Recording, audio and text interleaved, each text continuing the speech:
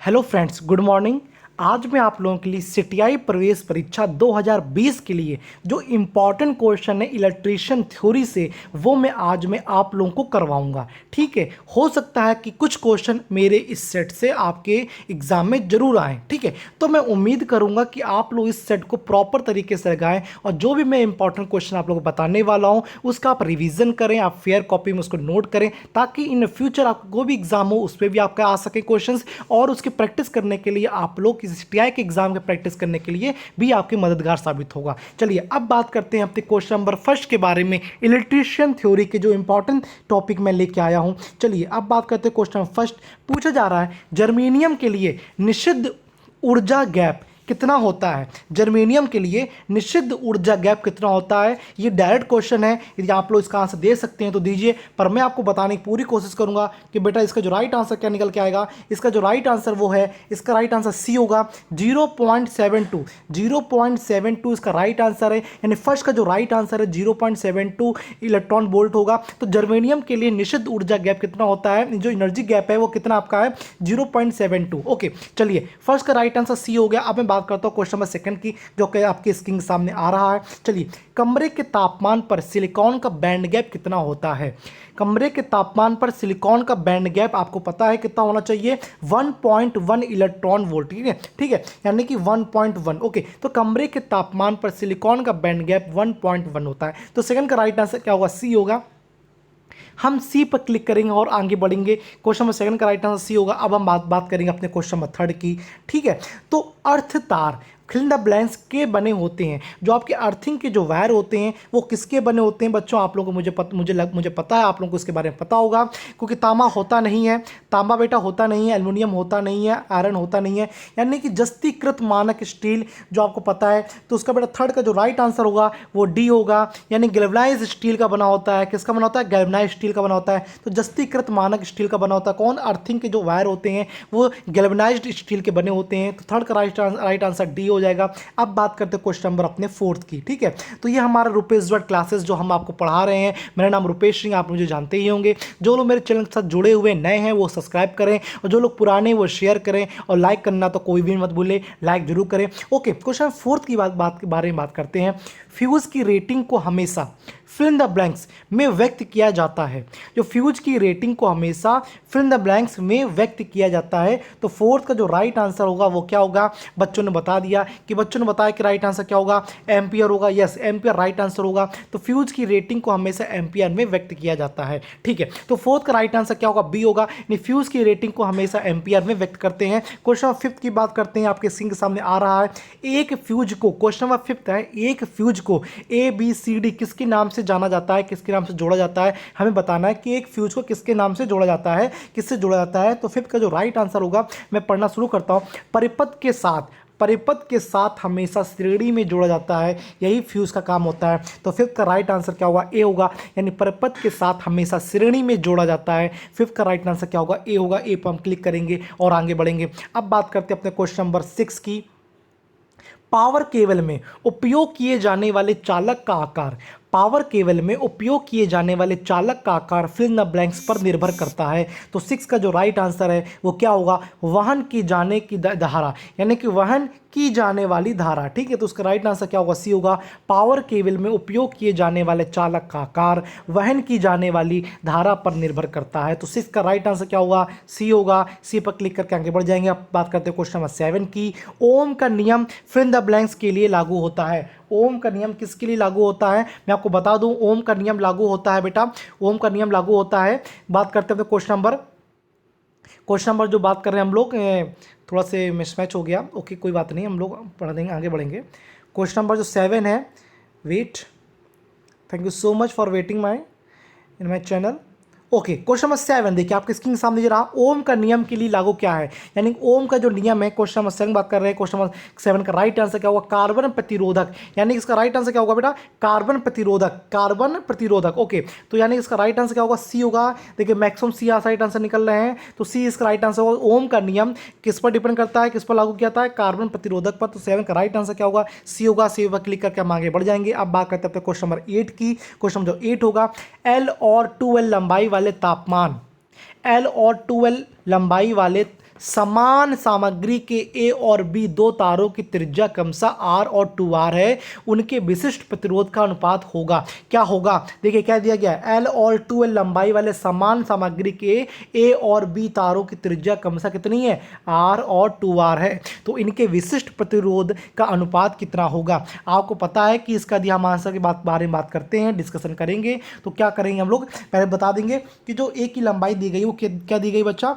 ए की लंबाई दी गई है वो क्या दी गई? एल दी गई है, ठीक है। और त्रिज्या कितनी दी गई है? त्रिज्या कितनी दी गई है? त्रिज्या कितनी दी गई है? आर दी गई है, ठीक है। त्रिज्या आर दी गई है। तो जो विशिष्ट प्रतिरोध होता है, जो रो होता है, उसको वो किसके बराबर होता है? R into A upon L के बराबर होता है। R into A upon L के बराबर होता है। आर मतलब क्या? प्रतिरोध है। तो ये एरिया क्या हो जाएगा? आपको पता है ये आर हो जाएगा। एरिया आपको पता है क्या होगा? पाई आर स्क्वायर हो जाएगा। कितना हो जाएगा? पाई आर स्क्वायर हो जाएगा अपॉन एल हो जाएगा, ठीक है। एल हो जाएगा। अब क्या है, ये हमारी ए की बात हो गई, ए के बारे में बात हो गई, ठीक है। यदि हम बी के बारे में बात करते हैं तो बी की लंबाई कितनी? 2l है, त्रिज्या 2r है। तो हम लोग क्या करेंगे, बस वैल्यू यहाँ पर पुट कर देंगे। तो ए और बी के जो प्रतिरोध है होंगे, देखिए मैं दिखा देता हूँ आपको, ठीक है। तो क्या होगा, जो ए का निकल के आया विशिष्ट प्रतिरोध क्या निकल के आया बेटा, बता देता हूँ आपको क्या निकल के आया। मैं बता देता हूँ आपको। आर है और पाई आर स्क्वायर अपॉन एल हो गया। ये किसका है? ए का हो गया। और यदि इसी बी का निकाल लें तो क्या होगा? आपको पता है 2l है, लंबाई 2l है और त्रिज्या कितनी? 2r है। इसी प्रकार से निकाल लेंगे तो क्या हो जाएगा? आर हो जाएगा और पाई हो जाएगा और आर स्क्वायर है, यानी 2r का स्क्वायर हो जाएगा, 2r का होल स्क्वायर हो जाएगा। और अपॉन कर देंगे, किससे कर देंगे? 2l से कर देंगे। तो जो भी इसका रेशियो निकलेगा, ए अपॉन बी जो रेशियो निकलेगा, यही इसका अनुपात निकालना है। तो जो राइट आंसर क्या निकलेगा? 1/2 निकलेगा, ठीक है ना। ओके, मेरी बात को समझ गए होंगे। हमने फॉर्मूला आपको बता दिया, हिंट दे दिया है, आप लोग फॉर्मूला निकाल लेंगे। ओके, क्वेश्चन नंबर 9 की बात करते हैं। क्वेश्चन 9, आदर्श वोल्टेज स्रोतों में होता है, क्या होता है? आदर्श वोल्टेज जो स्रोत होते हैं उसमें क्या होता है? शून्य आंतरिक प्रतिरोध होता है। क्या होता है? यस, शून्य आंतरिक प्रतिरोध ही होता है। तो उसका राइट आंसर ए होगा। तो आदर्श वोल्टेज स्रोतों में जो ऑप्शन ए निकल के आ रहा है वही राइट आंसर है, शून्य आंतरिक प्रतिरोध। Okay, very good. चलिए अब बात करते हैं क्वेश्चन नंबर 10 की। बहुत इंपॉर्टेंट क्वेश्चन है, पूरा वीडियोस देखिए, शुरू से अंत तक देखिए, क्योंकि ऐसा नहीं कि आप पहले क्वेश्चन लगा लेंगे, सब क्वेश्चन आपको आते होंगे। आप क्वेश्चन जितने ज़्यादा क्वेश्चन लगाएंगे तो आपका प्रैक्टिस बढ़ेगी। क्वेश्चन नंबर 10 की बात करते हैं। किरचॉफ नियम के लिए मान्य होता है। जो किरचॉफ का नियम होता है किसके लिए मान्य होता है बच्चों? क्वेश्चन नंबर बात करें 10 की, तो 10 का राइट आंसर होगा दोनों रैखिक और अरैखिक परिपथ के लिए। दोनों रैखिक और अरैखिक परिपथ के लिए मान्य होता है, ठीक है। केवल रैखिक नो, निष्क्रिय नो, केवल अरैखिक नो, दोनों रैखिक और अरैखिक दोनों के लिए मान्य होता है। तो राइट आंसर क्या होगा? डी होगा। Okay, very good. Question number 11 की बात करते हैं। देख पा रहे हैं स्क्रीन पर, क्वेश्चन नंबर 11 रहा। इंपीडेंस की इकाई क्या है? जो इंपीडेंस होता है उसकी इकाई क्या होती है? इंपीडेंस की हमेशा इकाई क्या होती है? आपको बता दूं, ओम होती है। ओम ही होती है इंपीडेंस की इकाई। चलिए, तो राइट आंसर 11 का क्या होगा? ए हो जाएगा। अब बात करते हैं क्वेश्चन नंबर 12 की। देख पा रहे होंगे स्क्रीन पर, 12 का एक साइनोसॉइडल तरंग के शिखर कारक, यानी एक साइनोसॉइडल तरंग के शिखर कारक ने पीक फैक्टर का मान होता है। पीक फैक्टर का मान कितना होता है बच्चों? आप बताइए क्या होता है पीक फैक्टर का मान? कितना होता है? जैसा कि मैं देख पा रहा हूँ स्क्रीन में, बच्चों ने राइट देना शुरू भी कर दिया है। एक साइनोसॉइडल तरंग के शिखर कारक का मान कितना होता है? आपको पता है कितना होता है? इसका राइट आंसर क्या होगा? 0 होता है। 11 का राइट आंसर क्या होगा? 0 होता है। साइनोसॉइडल का पी फैक्टर जो वैल्यू होती है कितनी होती है? 0 होती है। तो क्वेश्चन नंबर 12 का राइट आंसर डी होगा। नो, 1.14 होता है, 0 नहीं होगा। 1.14 होता है, 0 नहीं होगा, 0 नहीं होगा, 0 और अदर फैक्टर में होता है। 1.41 is the right answer. 1.41 is the right answer. 1.4 is the right answer. D right answer होगा 12 का, ठीक है ना। Okay, very good. चलिए क्वेश्चन नंबर 13 की बात करते हैं। क्वेश्चन नंबर 13 की बात करते हैं। आने वाली धारा का बीजगणितीय योग बाहर जाने वाली धारा के योग के बराबर होता है। तो यह कथन क्या है? आने वाली धारा का बीजगणितीय योग, यानी कि जो आने वाली धारा है, आने वाली धारा है, ठीक है ना, जो आने वाली धारा आई ए, आई बी, आई सी, इनका जो बीजगणितीय योग है बाहर जाने वाली धारा के योग के बराबर होता है। यहाँ से जो रूल है उसके क्या होता है? बराबर होता है। तो 13 का राइट आंसर क्या होगा? किरचॉफ का धारा नियम। क्या होगा? किरचॉफ का धारा नियम इस राइट आंसर होगा, ठीक है। आई ए, आई बी, आई सी आ रही है तो इसके किसके बराबर हो जाएगा? आई के बराबर हो जाएगा, ठीक है। तो ये किरचॉफ की धारा के नियम के बराबर हो, तो राइट आंसर क्या होगा? ए होगा।